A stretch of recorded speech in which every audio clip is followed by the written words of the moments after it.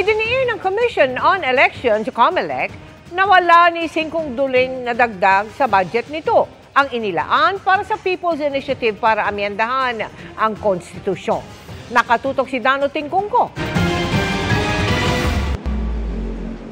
12 million pesos na dagdag budget ang ibinigay ngayon 2024 sa COMELEC.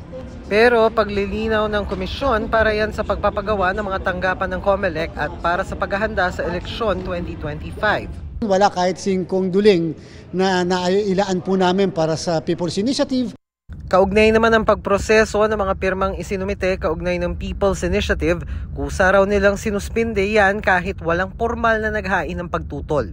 At stands now, naandyan pa po yung resolution na yan. Kaya lang, minarapat namin na isuspend muna ang kanyang pagpapatupad. Hindi raw illegal ang ginawa nilang pagtanggap at hindi rin illegal kung manatili yan sa opisina at hindi itapon tulad ng itinutulak ni Senator Amy Marcos.